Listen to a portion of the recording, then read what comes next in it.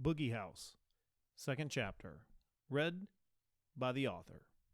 The next morning, I overcooked a pot of cheese grits and ate joylessly in the doorway, nursing a pretty vicious hangover as I stared at the woods. Made me feel like I was bickering with an upset neighbor. I guess I sort of was, only Brickmeyer didn't know what the quarrel was just yet. In my head, as I thought about last night, I tiptoed around the word ghost, and also the word crazy. I wasn't some half-baked lunatic, but I also couldn't help but acknowledge what I had seen. I had been drunk, but not high. I wasn't hallucinating the whole thing. What was out there made me more jittery than my 2 cups of coffee. And the weather wasn't helping. It was pouring down outside, like it does late in the spring, and the rain was busily erasing the truck's tire tracks from last night. It almost hurt to believe it was the truth. Sometimes things happen to drunks, and they have to accept that reality, even if it doesn't quite measure up with what a sane, sober man might see. A drunk man's truth is still his truth, even if it isn't the truth. Everybody needs something to convince him to get out of bed in the morning. I finished the grits and placed the bowl in the sink with the other grimy dishes before dressing for a muddy trek. I rescued a shirt from the bottom of the dirty pile and also a pair of jeans, tucking the 45 discreetly into them, of course, and then I donned a jacket and slogged through the muck and the rain for the Boogie House. The smell inside the old juke joint bent me over like a swift kick to the guts. I ran outside to be sick. Something in there was rotting, and the drizzle of rain from above was doing nothing to tamp it down. Once all my breakfast was on my shoes, I returned to the front entrance, weapon drawn for good measure, and scanned the inside of the juke joint. Nobody hiding here today. Couldn't take the smell. It was then I found the reason the giant who tried to kill me had been here in the first place. He lay sprawled in the corner, against the base of what used to be the serving bar. One arm stretched out above the body, giving the illusion of pointing, both legs screwed in awkward ragdoll positions. Dead no longer accurately described his condition. He had gone to the far end of dead, and then some. Georgia can be brutal on a body if the weather's hot and wet enough. Medical examiner was going to have a field day. He was used to hunting accidents and car wrecks, so this would be uncharted territory for him. Meth house burned up several months ago, and one guy got scorched alive, but by the time the place had cooled enough for them to get in there, it was nothing but charred bones. This was much worse than that. It was like a human stew. "Hello?" I said. No answer. Some birds fluttered in the rafters and flew away. "Hello?" I repeated. Nothing. Outside, the rain played an improvised, striding rhythm on the partially caved-in roof. I stepped inside, covering my mouth and nose with the front of my shirt, and approached the body. The stench seeped through the fibers of my tea. In eyeing the body, I tripped and nearly went waist-deep into the floor again. The victim was African-American. Young guy, maybe 20 or 25, though I couldn't be entirely certain. Somebody had given him the white sheet treatment if I had to guess. "God damn," I said. I leaned in, examining the face. Poor bastard had been knocked around pretty good, so identification would be difficult. The 2 halves of his face looked mismatched. Could have been 2 different heads so far as I knew. A piercing sound from behind me made me jump. I turned to find an old piano in the corner, swollen and rotted and incapable of producing sound of that caliber. But it had. Someone or something had played a chord of immense and simple beauty. The tone suspended in the air for a few moments and then faded. A brief image of last night came back to me, but I shrugged it off. Maybe a rat or something, I told myself. Ha! The lies we tell ourselves for the sake of self-preservation. I returned my attention to the young man and shook my head. The chief was going to have a fit when he saw what I brung him. "No one deserves this," I said into my shirt, looking at the face, whose eyes stared at nothing. There was almost something knowing in them. A fly lit upon one of the lids and then skittered across the open eye. I shuddered. Fate had drawn me inexplicably into this situation, and something told me it wouldn't be easy to get myself out.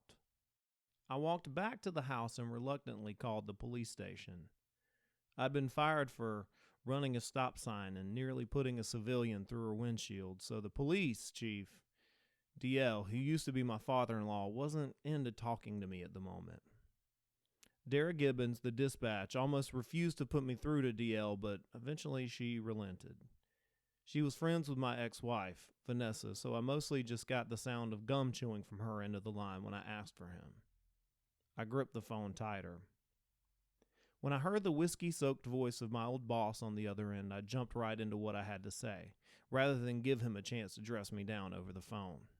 I said, "You know that shack used to be a juke joint over on the land the Brickmeyers bought some odd years ago?" He sighed. "Not too far from your place?" "I suppose so. Brown Jug, something like that?" "The Boogie House. Brown Jug's the bar from that old Skinner song." Right. I get it. Boogie House. And?" I said it bluntly. "There's a body in it." DL let out another long breath. It was just going to be one of those days for the old man. I imagined his impossibly bushy eyebrows sliding up his forehead like Venetian blinds. "You drunk again, Rolson? Or did you just run over somebody in the woods?" I kept my voice even. "Nope. Sober as a judge." He laughed. "Round here, that's not saying much." "Jesus Christ, a body in the Boogie House. Sounds like an old blues number, don't it?" He snorted as if something horrible occurred to him. He paused again. "For a minute, I thought you were calling to tell me something had happened to Vanessa." DL. "Sorry, wait until you have a child and breaks your heart like Vanessa did ours, and a wife broke yours." "Ex-wife," I said. Quickly changing the subject, I added, "Listen, DL, I know I wasn't supposed to call, but let's be clear, Rolson. I did what I had to do with you. These fucking, excuse my language, but certain people in town, well, they smelled blood in the water. They would have sent me out of town on a rail if they thought I'd shown you any preferential treatment. As far as reasons for calling, I figured it had something to do with Vanessa. I haven't seen her in forever." "Don't suspect so. I keep waiting for the call, but for them to tell me they found her face down in a dumpster. Too bad you can't force sobriety on people. Anyway, Roll, I'll get a cruiser and an ambulance out there. You sure it's a dead person, not a squatter sleeping off a mean drunk?" I thought of the smell. "Pretty certain, DL. I'll go ahead and call the medical examiner as well then." I waited, grasping for something to say. DL must have sensed it because he cut in with, "Take care of yourself. You ever need anything, you give me a call, here?" "Yes, sir." Neither the cruiser nor the ambulance seemed to be in much of a hurry. Both vehicles crept along the road until the driver saw me. The faces of officers Bullen and Harper turned to scowls as I directed them into the woods. Spooner, the ambulance driver, didn't react one way or the other, but he would once he saw the body. The path was just wide enough for vehicles, and I followed them to the Boogie House on foot, and then went in wordlessly after them. Above us, the clouds had given us a respite from the rain, and with the humidity and rising temperature, the odor was particularly noxious. Ronald Bullen, in his tremendous bulk, stepped through the front door and spat. "Great fucking day to be out here," he said. "So goddamn great, the boss even refused to show up. Don't you think so, Harper?" Harper, eyes averted, shook his head. DL wanted to keep his distance from, well, he didn't say it, but Harper's eyes flicked in my direction. "It's all right, Harper," I said. "I get it." Unlike Bullen, a bearded redneck John Goodman, Harper was slight, like a scarecrow with the stuffing all yanked out. And while Bullen should have been holed up in a biker bar with his fellow outlaws, Harper, on the other hand, could have just as easily been the store manager at a cheap department store.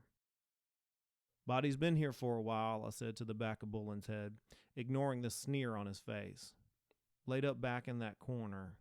Think he might have been tortured something awful. There's trauma to the neck, but I couldn't make out much more." "Hell, that's good police work. Too bad you ain't a cop no more." His laugh could scrape the bark off a tree, and He didn't laugh at anything unless there was something vicious underneath it. I backed off, raised my hand in mock surrender. I promised DL I'd play it cool. I said, "You're right. It's your scene. I'm just the citizen who found the body." Bullen almost tripped over one of those loose floorboards, but caught himself. Under the weight of the man, the juke almost seemed to bow inwardly toward him. "So this is the Boogie house," Bullen said, ignoring me and stepping further inside. "Somebody could have saved us the trouble of coming out here if they had just bulldozed this place years ago."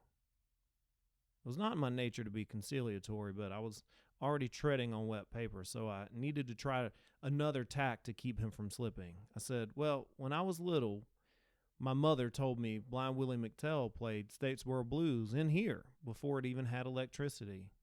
Just him and a couple people and an acoustic guitar, them all huddled around a bottle of whiskey and scattered candles." The whole floor seemed to groan under Bullen as he crossed over to the body, and I could practically hear his brain working as he fished for a comeback. To himself, he said, "I reckon your mother would know, wouldn't she?" He turned and winked, his bloodshot blue eyes gleaming.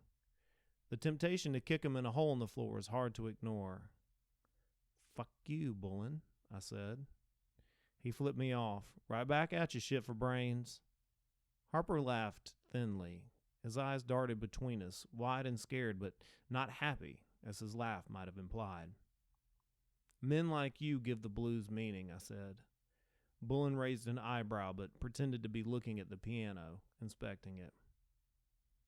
"Fuck 'em," was all he said by way of reply. Harper said, "Geez, where the heck's Spooner with the body bag?" He was looking nervously in the direction of the ambulance, behind which Spooner McCovey was futzing around with some brand of medical equipment. Bullen hawked and spat again, laughing.